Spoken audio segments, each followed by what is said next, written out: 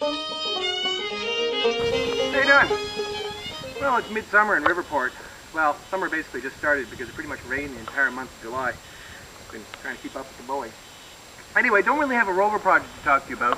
I'd love to, but my 109 project is pretty much on hold because I can't seem to get that adapter from California. But we're going to get on with that. As you can see, it's relegated to holding up painted siding. Not really ideal, but anyway, I don't want to think about it right now. Thing is, nice day like today, you got to get started on a project. Don't know really what I want to get doing, but I have this nice old Boler trailer. You've seen those little Boler, those little egg-shaped trailers? They're great. I love this thing. Take it camping with my daughter and we'll go off to Land Rover events with it. We also have the big Airstream, but this is really handy for, you know, smaller projects. I bought it last year and moisture had gotten into the inside, windows leaking and such, and all the paint on the inside had peeled off. So I spent 2 days scraping all the paint off, only to have it all come off again this year. Basically because all the windows in the thing and the roof vent were leaking. It's in good shape, but something needed to be done. So I started to look at maybe, you know, taking some of the windows out and sealing them up again. Well, I took one window out and then I took another window out, and well, before too long basically, I taken all the windows out and the skylight, and well, I guess once you've taken windows out, you pretty much gotta gut it, you know, because you got work to do in here. So what we have is a bare Boler shell, which will, you know, maybe put together a little bit differently than it was the first time. The upside of that is that I can take all this nasty paint off with the pressure washer. Piece of cake. There's only about half an hour's worth of work done in here already, and once that's done, the thing dries out, put the windows back in, repaint it, we'll have a nice clean bare shell. Keep touch. See ya.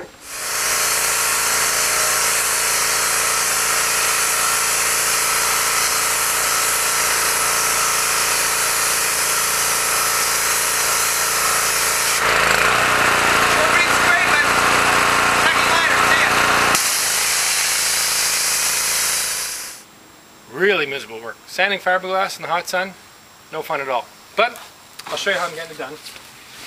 Got the top side done relatively well. Figure tipping it up will make it a lot easier to get at the bottom. This may seem kind of severe for you conquerors, restorers, but boy, you can get the first chunk of paint off real quick with a belt sander and then tidy up with a palm sander after that. Random orbital. Anyway, this Boler had gel coat, primer, and a coat of house paint. And you know what it's like sanding off house paint, it's just goo. Thick and nasty, fills your sanding belts pretty quick. But anyway, if I just persevere and get this done today, have a swim, the worst of it will be over. See you later.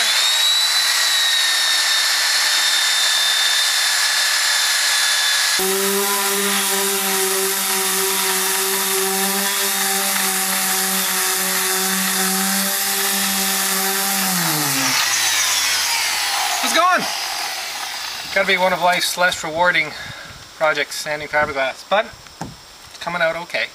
Fortunately, these things are really light, so it's much easier to tip it over to reach the bottom half of the trailer. It gives us a good opportunity to show you what's going on the bottom of the trailer.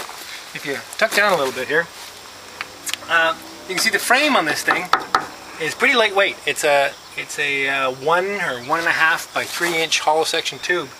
And they're chronically problematic, especially on the far side underneath where the doorstep comes in. And so this one's got to come off, the body's got to come off the frame, which we'll do in the next couple of days, and sandblast the frame and see what kind of shape it's in, see if it needs much in the way of repairs or reinforcement. It doesn't actually look that bad, but it's definitely going to need a little bit of work. The other main thing is the axle. I don't know if you can see, here's the axle tube. It's a leading arm axle. In other words, it's got arms that go forward and swing up and down to do the suspension, which is really odd in this day and age. Very unusual. I don't know of another trailer I've ever seen to do it. The reason they do that is so the axle can be tucked up behind the dropped floor inside the trailer. A common conversion, well, it's not all that common, but some people are starting to do it, and I think it's the way to do it, and it's what I'm going to do, is to remove this axle and move to a trailing arm axle, so the axle is going to actually move up to underneath the floor. The wheels will stay where they are, but now that it'll be a trailing arm axle instead of a leading arm axle, and it'll handle bumps a lot better. The reason I have to change the axle is that, I don't know if you can tell, but these wheels are stuffed right up into the wheel well, and there is absolutely no suspension left at all. The rubber inside the axle tube, which acts as the spring, has failed, and the axle just jammed all the way up, so there's no suspension at all. The only suspension this has is the bounce of the tires, which makes it a pretty bouncy ride.